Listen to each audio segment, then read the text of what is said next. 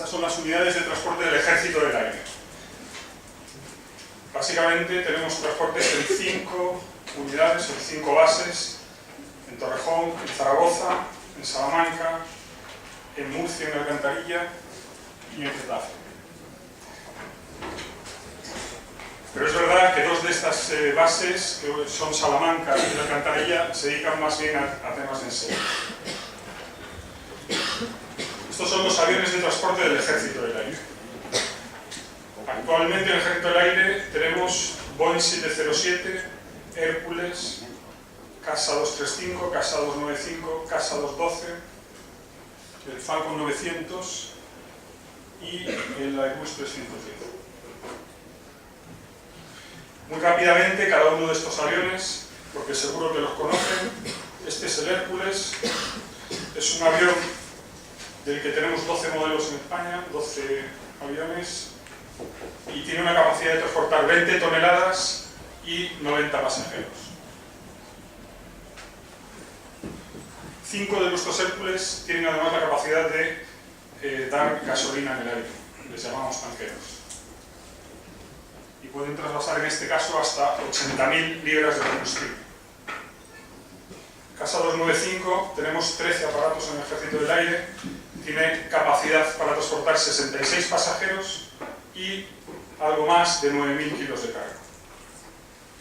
Casa 235, que es el avión que utilizamos para formar a nuestros pilotos de transporte.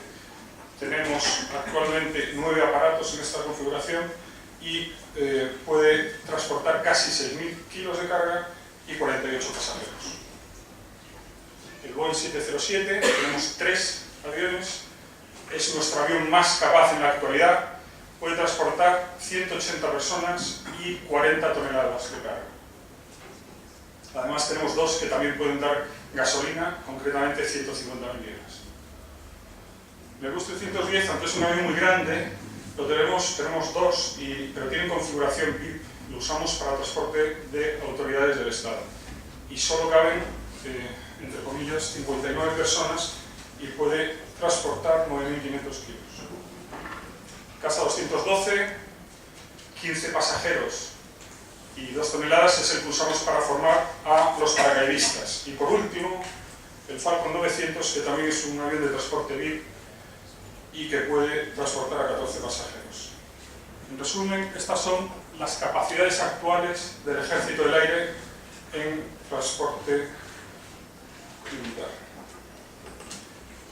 Si tuviésemos todos nuestros aviones operativos a la vez, cosa que nunca ocurre, podríamos transportar simultáneamente casi 3.500 personas y unas 570 toneladas. Al final de mi conferencia voy a volver sobre estos datos porque los voy a usar en mi argumentación.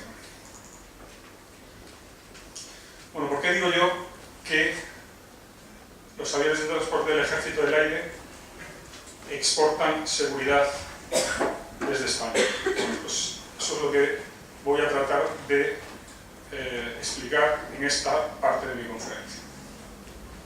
Y para ello voy a usar unas palabras pronunciadas recientemente por el jefe de Estado Mayor de la Defensa en su comparecencia en la Comisión Permanente del Congreso de los Diputados hace unos días. Me gustaría que las leyeran.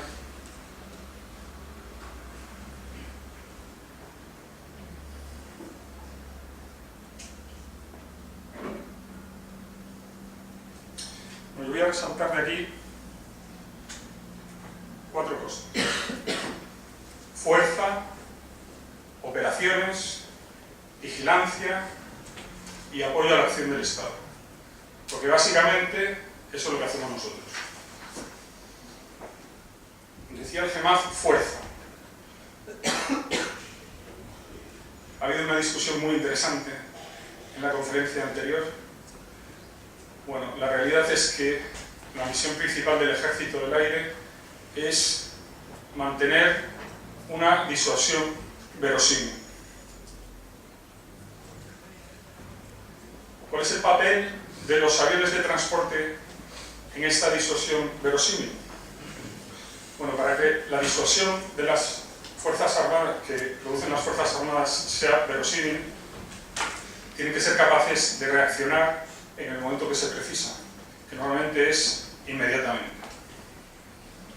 Y eso lo que requiere es el adecuado grado de alistamiento de nuestras fuerzas. ¿Eso qué significa? Apoyo logístico, para poder actuar cuando se nos pide. El Ejército del Aire asume el abastecimiento por vía aérea de las unidades de las Fuerzas Armadas. Y por eso mismo es un recurso crítico de la nación. Otro cometido esencial que lleva a cabo el Ejército del Aire, decía el GEMAF, vigilancia. Esta que aparece en la pantalla es la misión permanente del Ejército del Aire, la que tenemos asignada. Misión que cumplimos todos los días del año, 24 horas al día.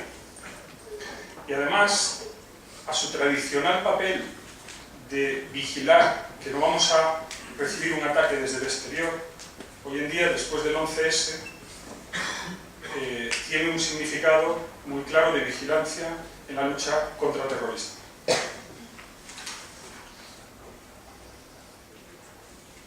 Se ha debatido también mucho en la sesión anterior si los militares hacemos misiones que no son estrictamente militares. Bueno, pues evidentemente que sí. Nosotros apoyamos la acción del Estado. El Ejército del Aire tiene aviones que están diseñados en la lucha contra incendios. Con nuestros aviones de transporte apoyamos a las fuerzas y a los cuerpos de seguridad del Estado en la lucha contra el terrorista. Con nuestros aviones de transporte transportamos presos. Con nuestros aviones de transporte hemos formado también a pilotos de la Guardia Civil e incluso hemos llegado a operar sus propios aviones. Además tenemos encomendado el servicio de búsqueda, salvamento y rescate. Más acción del Estado que llevamos a cabo. Calibración de radioayudas. No sé si saben lo que son las radioayudas, pero son unos instrumentos que tenemos cerca de los aeropuertos que nos permiten aterrizar. Nosotros hacemos ese servicio para todas las aeronaves, también las civiles que operan en España. Hemos convertido algunos de nuestros aviones de transporte en aviones cartográficos y fotográficos y hacemos trabajos tanto para la administración pública como para empresas privadas. Contribuimos al desarrollo de la economía porque mantenemos o permitimos el tráfico de aviones civiles en nuestras bases aéreas, Valladolid, León, Talavera. Apoyamos a la industria nacional, porque cuando decidimos lanzar un programa, por ejemplo el A400, uno de los factores que se tiene muy en cuenta es qué papel va a tener la industria nacional en ese programa. Este programa, el A400, hablo de él porque es en el que he estado trabajando en los últimos 5 años y porque es el último que hemos lanzado en el Ejército del Aire y porque es un transporte. Se estima que ha creado en España, especialmente en Andalucía, 6.000 puestos de trabajo directos y varias decenas de miles de puestos indirectos. Pero además de todos los puestos de trabajo que ha creado, en mi opinión, este programa ha supuesto o ha traído un impacto tecnológico a nuestro país que yo creo que no tiene precedentes.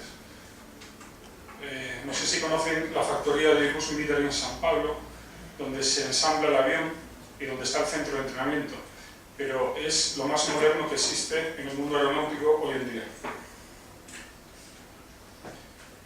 Más misiones que hacemos en el Ejército del Aire, con los aviones de transporte. Cuando lamentablemente se produce una catástrofe, pues por supuesto nuestros aviones se ponen al servicio de las autoridades para hacer lo que haga falta. Cuando esa catástrofe se produce en el exterior,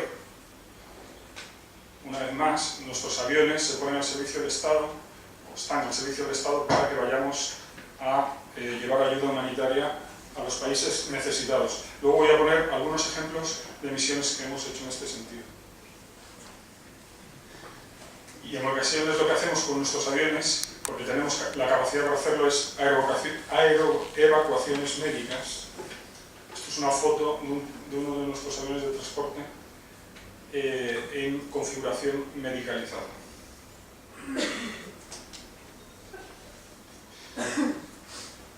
Y hablando de evacuaciones, nuestros aviones de transporte también se utilizan para evacuar a nuestros compatriotas de zonas de conflicto.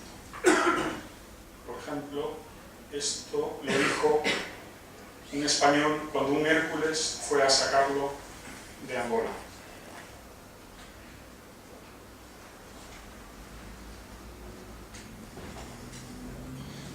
A estas operaciones, seguro que casi todos lo saben, les llamamos operaciones NEO.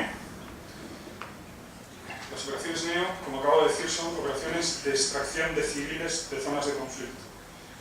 Y casi siempre esta evacuación tiene que ser ejecutada con aviones de transporte. Lamentablemente, han sido varias las ocasiones en que hemos tenido que hacer estas misiones. Voy a poner 3 ejemplos: Ruanda, Mozambique y la ya mencionada Angola. Deben tener en cuenta que casi 2 millones de españoles viven de forma permanente fuera de nuestro país y más de 10 millones de españoles se desplazan cada año fuera de nuestras fronteras. Y la verdad es que el gobierno recurre con cierta frecuencia a los aviones de transporte del Ejército del Aire para auxiliar a estos españoles. Otra misión que hacemos en apoyo al Estado es el transporte de personalidades comuniciantes. En relación a este tipo de misiones, el que fuera ministro de Asuntos Exteriores de España, Fernández Ordóñez, dijo lo siguiente: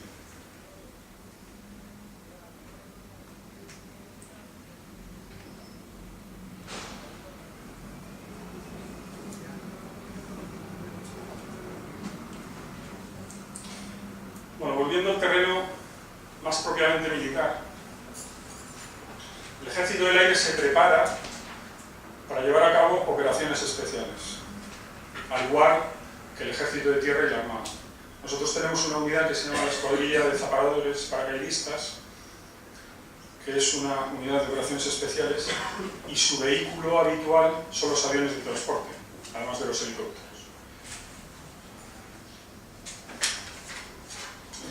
También apoyamos en este tipo de operaciones al Ejército de Tierra y a la Armada. Pero al Ejército de Tierra y a la Armada no solo los apoyamos en operaciones especiales. Hacemos con ellos lanzamientos de paracaidistas, de cargas, aerotransportes tácticos y aerotransportes logísticos también. Voy a pasar ahora al ámbito de nuestra labor en el exterior. Y para ello voy a volver al ministro Fernández Ordóñez.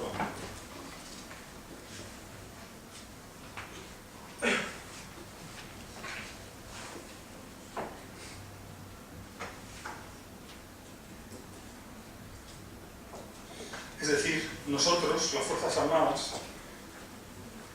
tenemos que ser capaces de cumplir los compromisos internacionales que se derivan de nuestro modelo de defensa colectiva. Estas operaciones que hacemos en el exterior y que se derivan de nuestro modelo de defensa colectiva, es decir, por pertenecer a la OTAN, a la Unión Europea, por cumplir las resoluciones de Naciones Unidas, requieren un intenso apoyo logístico desde el territorio nacional. Y ahí es donde entran, una vez más, los aviones de transporte. Un buen ejemplo de esta colaboración que hacemos con el Ministerio de Asuntos Exteriores o de nuestra labor en el exterior son las operaciones de mantenimiento de la paz, de las que también se habló antes.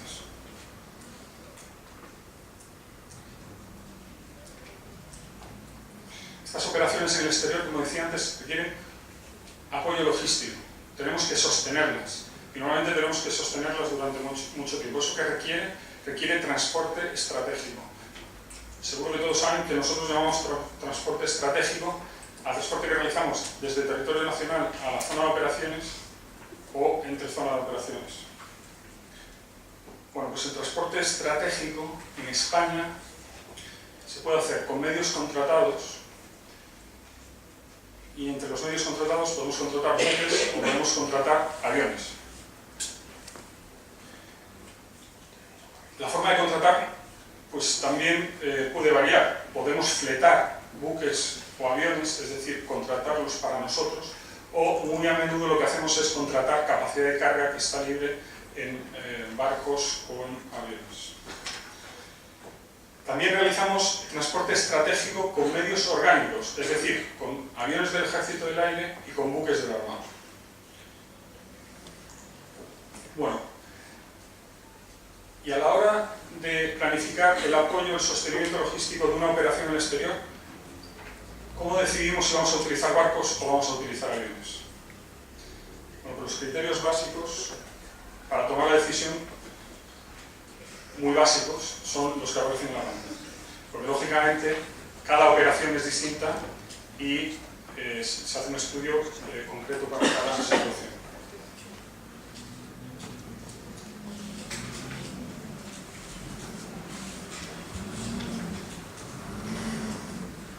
Bueno, cuando el transporte estratégico es para llevar personal, normalmente utilizamos aviones. Y últimamente, en el caso de España, además de los aviones del Ejército del Aire, se utilizan aviones de compañías civiles, concretamente últimamente se utilizan los aviones de Air Europa. Para mí, el tener que recurrir a aviones de una compañía civil habla de las carencias que en materia de transporte aéreo estratégico tenemos actualmente en nuestro país. Cuando se trata de transportar carga, recurrimos a los grandes aviones rusos. El Antonov 124, que es el que está aquí a la derecha, y el Ilyushin 76, que es el que está a la izquierda.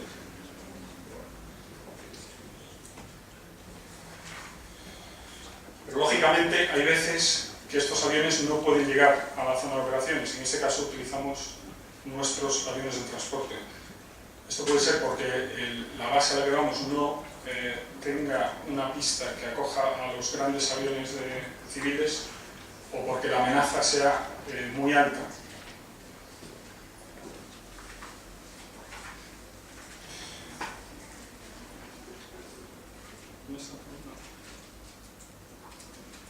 Bueno,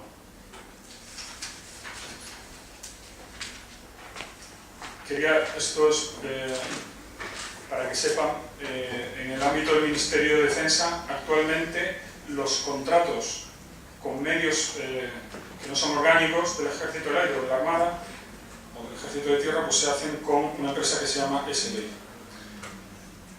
Es decir, tenemos un acuerdo marco, el Ministerio de Defensa tiene un acuerdo marco con SLI y ella es la que nos proporciona los medios que necesitamos para cada operación.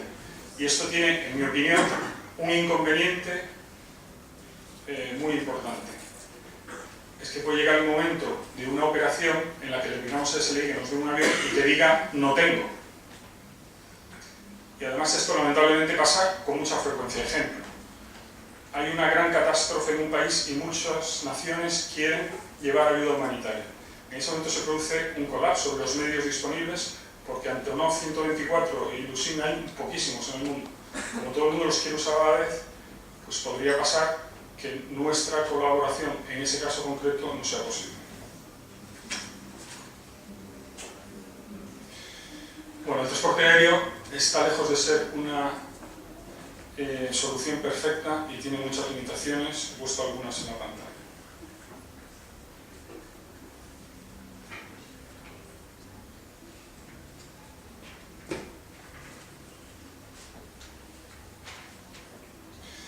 Bueno, ahora quiero poner un ejemplo de la importancia que puede llegar a tener el sostenimiento logístico en zona de operaciones, que es la razón de ser del transporte estratégico.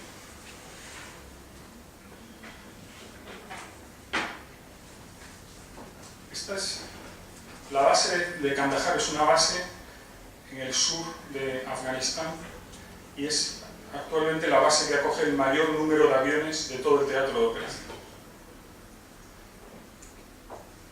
Así nos la dio el gobierno afgano. Así, bueno, cuando digo nos, digo a la alianza. Y ese es su estado cuando pues acabamos de acondicionarlo. Yo creo que es bastante gráfico ver que se hace un esfuerzo tremendo en acondicionar las infraestructuras que vamos a utilizar durante la operación, porque vuelvo a repetir que el sostenimiento logístico de la operación es fundamental. Sin este sostenimiento logístico no hay operación. Se ha hecho todo eso para que fundamentalmente puedan entrar los aviones de gran tonelaje.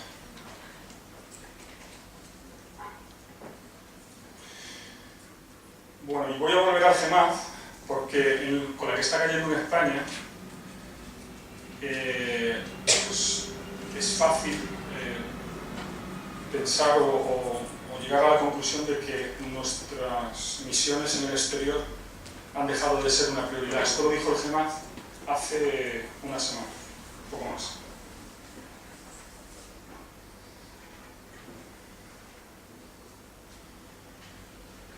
Es decir, incluso en tiempos de crisis profunda, nuestros compromisos internacionales son una prioridad para el CEMAD.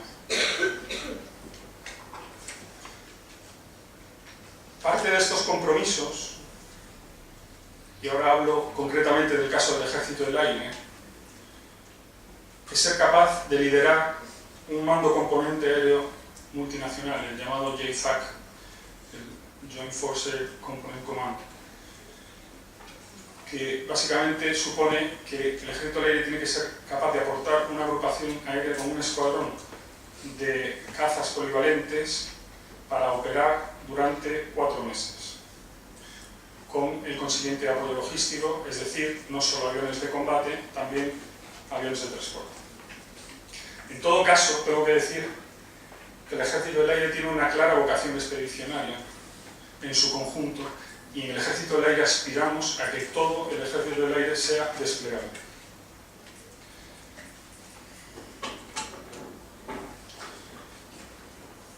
Bueno, hasta aquí he tratado de explicar cuáles son las misiones que nos encomienda el Estado a los aviones de transporte del Ejército del Aire fundamentalmente. Ahora voy a dar algunos ejemplos de cosas que hemos hecho, de misiones que hemos hecho en el pasado. Y en mi opinión, y quiero poner ahora un párrafo del preámbulo de la Constitución, en mi opinión, con los ejemplos que voy a poner ahora, los aviones de transporte del Ejército del Aire han dado cumplimiento a eso que pone.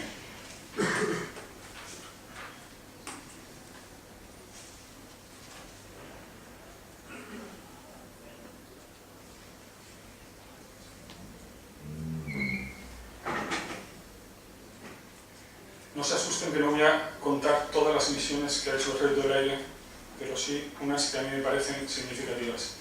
Ya en el año 60, aviones del Ejército del Aire llevaron ayuda humanitaria, en este caso a Gadir, tras el terremoto que se produjo allí. Me gustaría que se fijasen en los aviones que llevan esta ayuda humanitaria. Estamos hablando de, para el que le guste la aviación, el Albatros, el Dakota, el Skymaster, que alguno de estos lo pueden ver en el Museo del Ejército del Aire. En el 79, misión de evacuación de las que hablaba antes. Tuvimos que ir allí a sacar a compatriotas con los aviones Hércules. Era la época de la guerra civil en Nicaragua. Estuvimos más de 15 años en Guinea Ecuatorial en una misión de cooperación para el desarrollo. Aquí participaron todos los aviones de transporte que teníamos en aquel momento. Lamentablemente en esta misión se produjeron las primeras bajas y un Casa 212 se estrelló despegando de un aeropuerto que se llama Bata y murieron todos los tripulantes y los pasajeros. En el 85, erupción del Nevado del Ruiz, 25.000 muertos.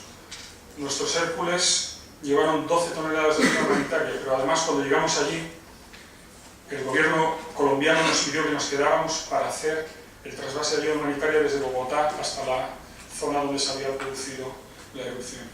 Y así lo hicimos. En Namibia, en el 89, se produce un hito histórico. Por primera vez en la historia de las Fuerzas Armadas Españolas participamos en una misión de paz, y lo hizo una unidad del Ejército del Aire. Desplegamos 8 Casa 212 en Namibia. En el 89 fuimos a Centroamérica, también con los cascos azules. Estuvimos en las misiones de Onuca, Onusal y Minubo. De esta misión, el que era presidente del país en aquel momento dijo esto: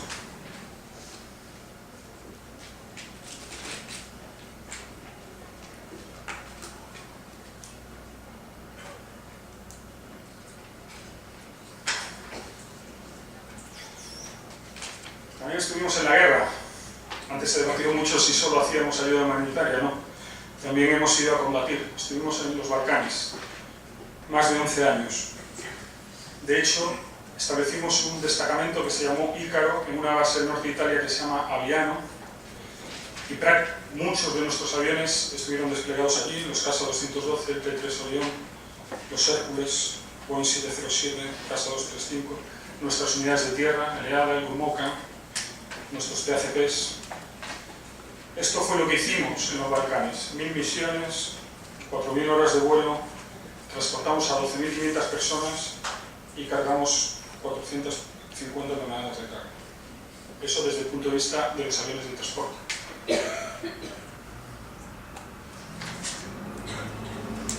También estuvimos en Centroamérica. Seguramente recuerdan el tifón Mitch. El gobierno lanzó la operación Alpha Charlie y allí fuimos con nuestro Boeing 707 y nuestros Hércules.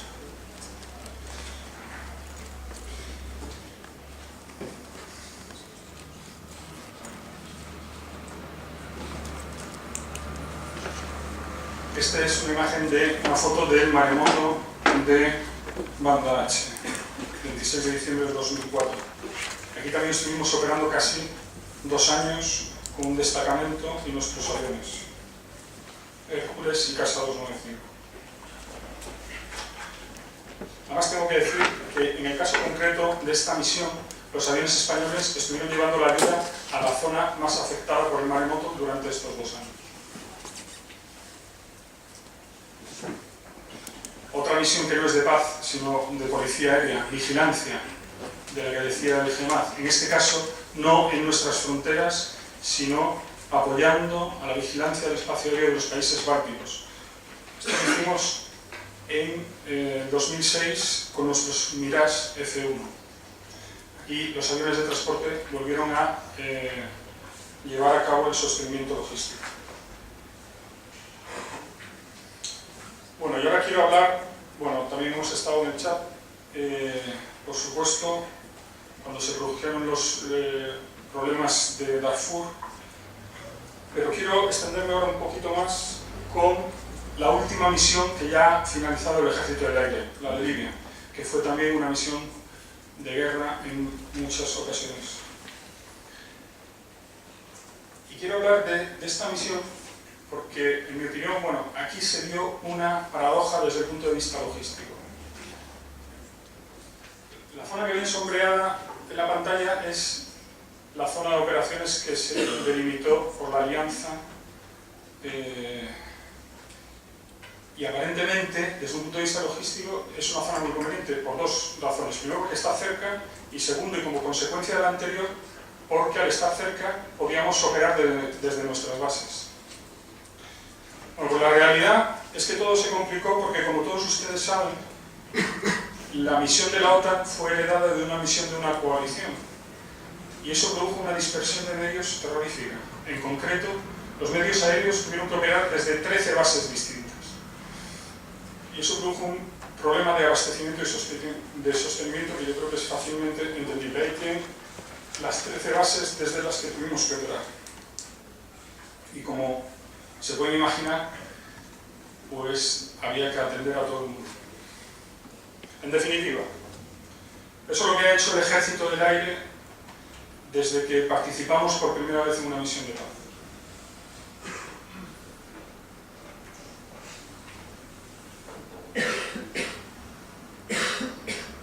Si a esta foto, que es la del Ejército del Aire, le pongo la foto de todas las Fuerzas Armadas,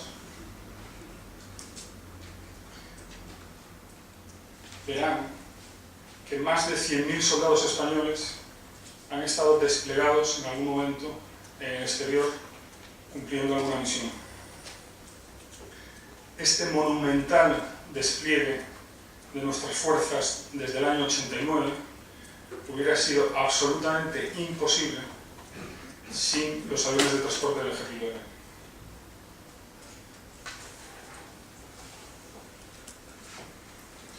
Bueno, cuarta parte. Vamos avanzando.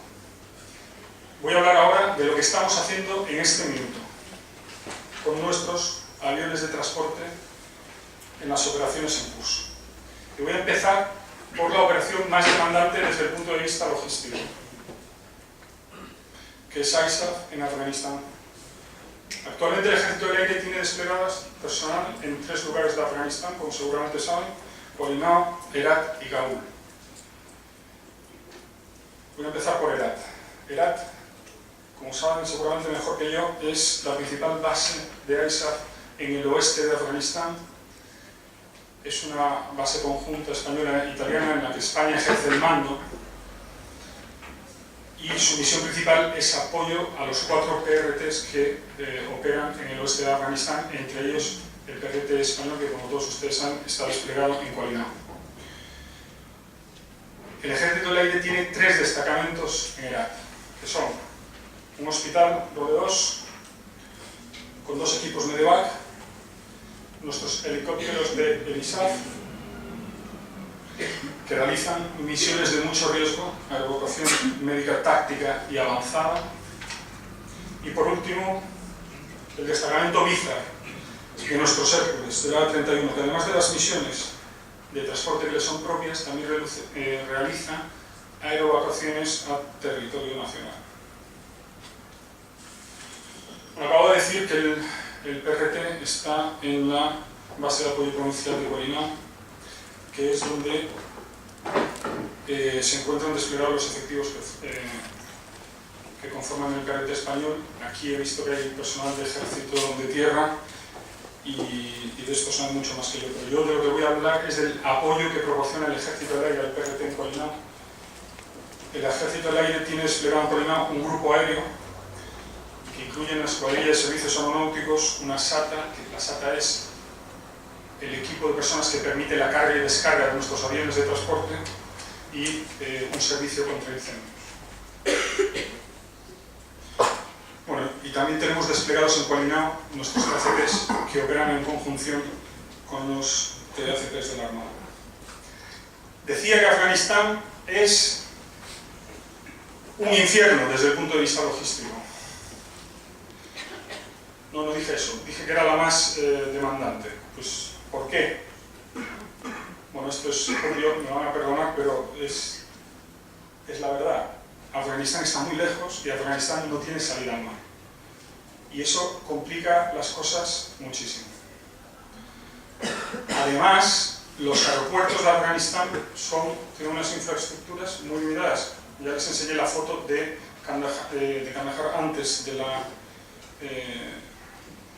que lo transformáramos. Bueno, esta es la ruta marítima desde la península hasta el puerto de Karachi, que es el que se ha utilizado. El puerto de Karachi está en Pakistán y es el que se ha utilizado para abastecer a las fuerzas en este teatro. Pero tengo que decir que el sostenimiento logístico o el apoyo logístico estratégico con buques en este teatro se ha visto bastante limitado. ¿Por qué? Pues porque la ruta desde Karachi hasta Afganistán presenta muchísimos problemas. Para empezar, los que pone el propio gobierno pakistaní, para seguir por lo que hacen los talibanes, porque atacan a los convoyes y es una ruta muy peligrosa. Además, las carreteras son bastante malas y el ferrocarril inexistente. En definitiva, el transporte aéreo es el sostenimiento principal en el teatro de operaciones de Afganistán. Y la consecuencia principal de que el transporte aéreo sea la principal fuente logística es que se tiene que hacer una selección muy rigurosa de los medios que se llevan a teatro.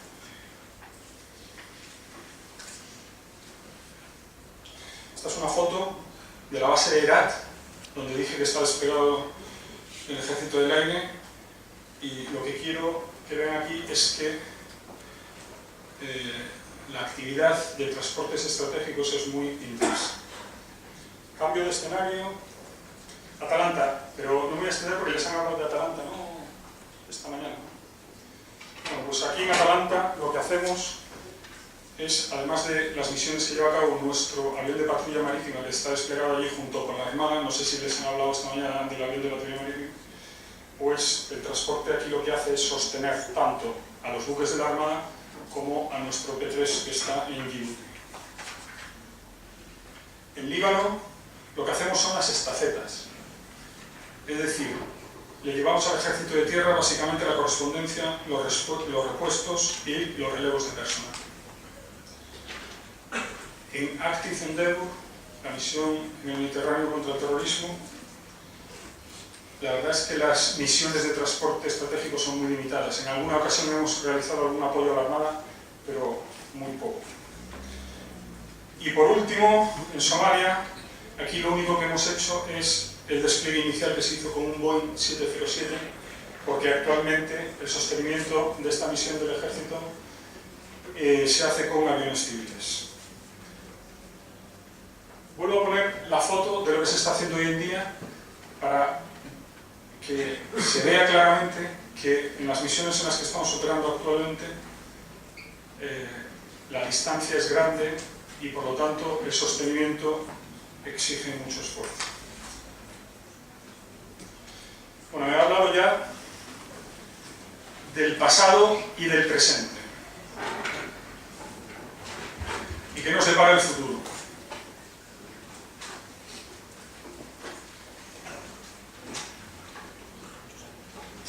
¿Seguiremos necesitando transporte aéreo militar en el futuro?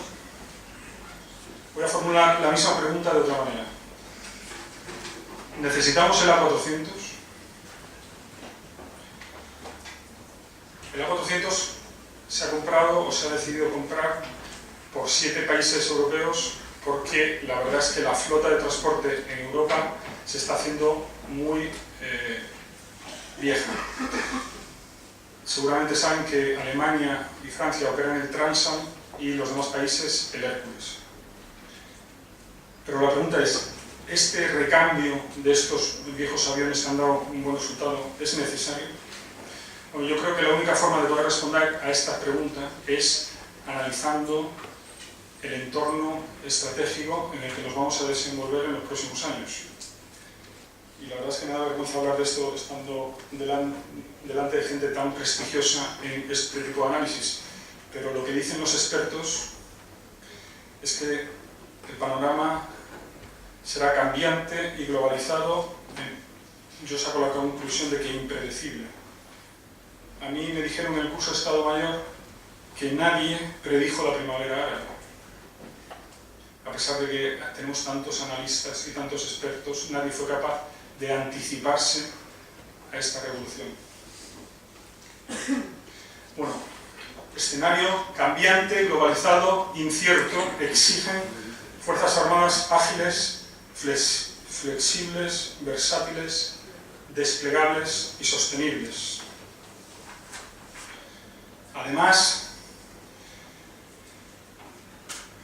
la necesidad de actuar en estos escenarios inciertos seguramente exigirá capacidad de acción basada en unidades especiales, con un alto grado de alistamiento. Es decir, la capacidad de despliegue en las Fuerzas Armadas seguirá siendo una prioridad, porque no sabemos a dónde vamos a tener que ir, ni cuándo, ni cómo. Por eso mismo, la Armada se ha dotado recientemente con el Juan Carlos I y en el Ejército del Aire hemos comprado el A400M. Por lo tanto, mi respuesta es que sí, que necesitamos el A400M. Y no es mi respuesta que sí porque haya dedicado 5 años de mi vida a este programa, es porque estoy convencido de que es así por todo lo que acabo de decir. Pero el futuro, en mi opinión, no pasa solo por una modernización y una potenciación de la aviación militar. Eso es lo que supone el A400M, potenciación y modernización. Además, hay que racionalizar. Y racionalizar hoy en día significa reducir flotas. También en la charla anterior se habló del escenario 2025. Este es el escenario más probable en cuanto a la aviación de transporte se refiere en el horizonte 2025 en el Ejército del Aire.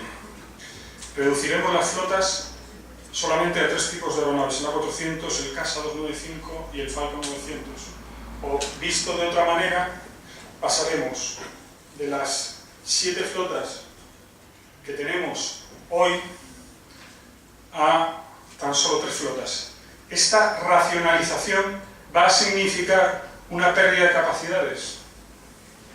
Pues no, vamos a reducir el coste, aunque solo sea por pura economía de escala, pero las capacidades van a aumentar. ¿Por qué? Porque el A400 es un avión tremendamente capaz. Puede llevar 37 toneladas y transportar 116 pasajeros y además lo puede hacer a campos de hierba. Si comparo, y ahora vuelvo a las cifras que les puse al principio de mi presentación, que dije que iba a volver a ellas, lo que puede hacer hoy todo el Ejército del Aire con lo que pueden hacer los 27 A400 que hemos comprado, verán que esos 27 A400 pueden transportar casi el mismo número de pasajeros y casi el doble de toneladas de carga.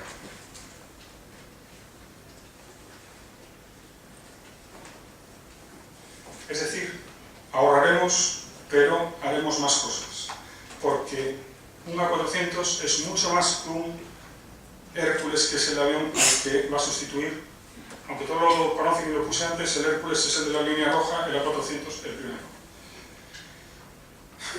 La verdad es que esto que yo acabo de decir, personas mucho más cualificadas que yo lo dijeron con anterioridad.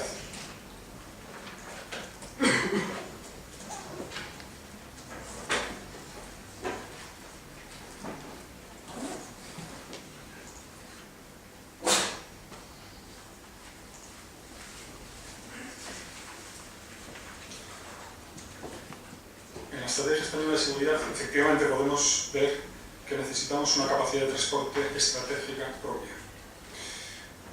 Seguiré hablando brevemente del futuro, porque el futuro no es solo el A400, en mi opinión. El futuro pasa, también salió en la charla anterior, por una mayor cooperación internacional. Cooperación que ya se ha iniciado en el caso del transporte aéreo. ¿Por qué?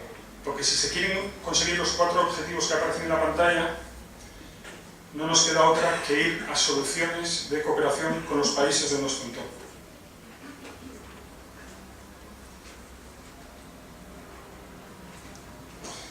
Hay muchos ejemplos de que este camino ya se está recorriendo. Yo voy a poner algunos ejemplos. El primero es el SALIS. 14 países de la OTAN más Finlandia y Suecia se unieron en 2006 para contratar 6 Antonov 124.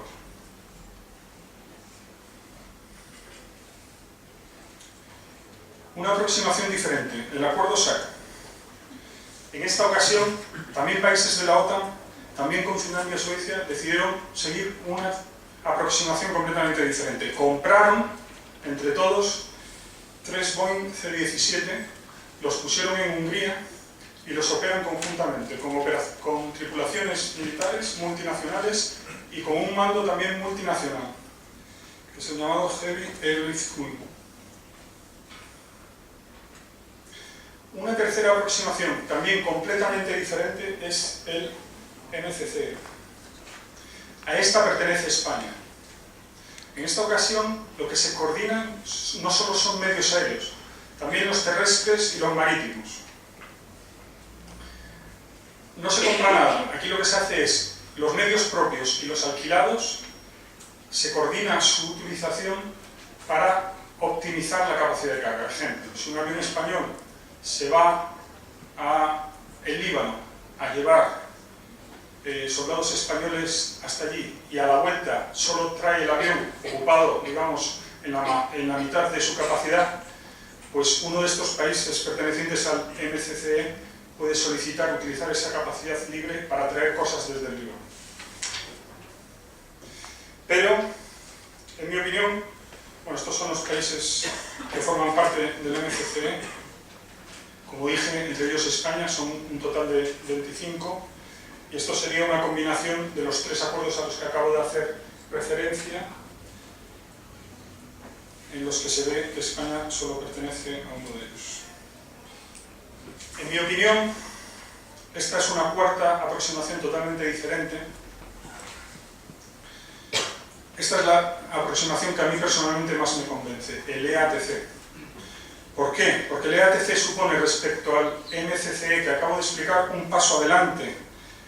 En este acuerdo se delega el OPCOM, con N, lo voy a explicar por si alguien no conoce este término, el control operacional. Los aviones de los países que forman parte de este acuerdo se ponen bajo el mando de el EATC, en este caso. Actualmente son 4 países los que forman parte de él: Alemania, Bélgica, Francia y Holanda. Y su avión estrella será sin ninguna duda el A400. De hecho, en la fotografía de la derecha pueden ver en la inauguración del EATC una pasada por parte de este avión, porque todos los países que forman parte del excepto Holanda tienen este avión. España es actualmente observadora en este acuerdo, pero se han dado pasos muy importantes recientemente para que muy pronto entremos a formar parte de este acuerdo. Es decir, España pondrá aviones propios al servicio del EATC para que éste los emplee en las misiones que considere oportunas. Para mí, esto es un ejemplo de construcción de la defensa de Europa. Finalizo mi último ejemplo. Es el EATT, European Air Transport Training. Es un programa de entrenamiento multinacional de transporte aéreo táctico que está auspiciado por la Agencia Europea de Defensa, y la primera vez que se ha realizado ha sido este año y ha sido en Zaragoza. España aspira a que Zaragoza se convierta en el escenario permanente de este tipo de entrenamiento. La filosofía: entrenar juntos para poder operar juntos. Bueno, y ahora sí que voy terminando mis conclusiones o mis reflexiones. Bueno, en realidad la primera reflexión no es mía.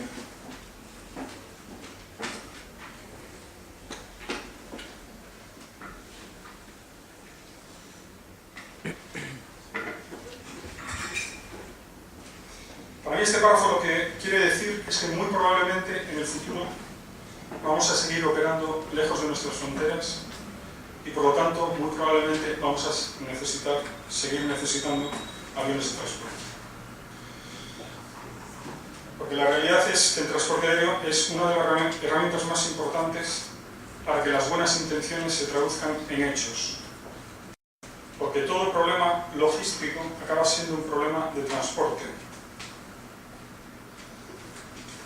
O dicho de otra manera, nada ocurre hasta que algo se mueve. Y muy a menudo, para que algo se mueva, necesitamos aviones. Por eso mismo, el transporte aéreo es un recurso crítico de nuestra nación. La verdad es que en el Ejército del Aire estamos satisfechos con lo que hemos hecho hasta ahora, con los medios que se nos han proporcionado. Sin embargo, somos muy conscientes de las carencias que tenemos, porque el transporte aéreo siempre es deficitario.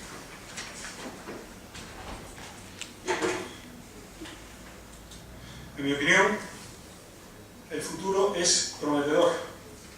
Cuanto mejor sea la herramienta, más cosas podremos hacer. Porque la realidad es que casi todas las misiones de las Fuerzas Armadas son imposibles sin el transporte aéreo.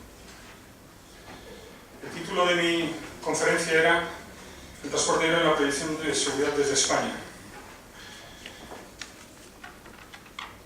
En mi opinión, las misiones que se encomiendan a las Fuerzas Armadas contribuyen a exportar seguridad, y el papel que juega el transporte aéreo en esta exportación es fundamental.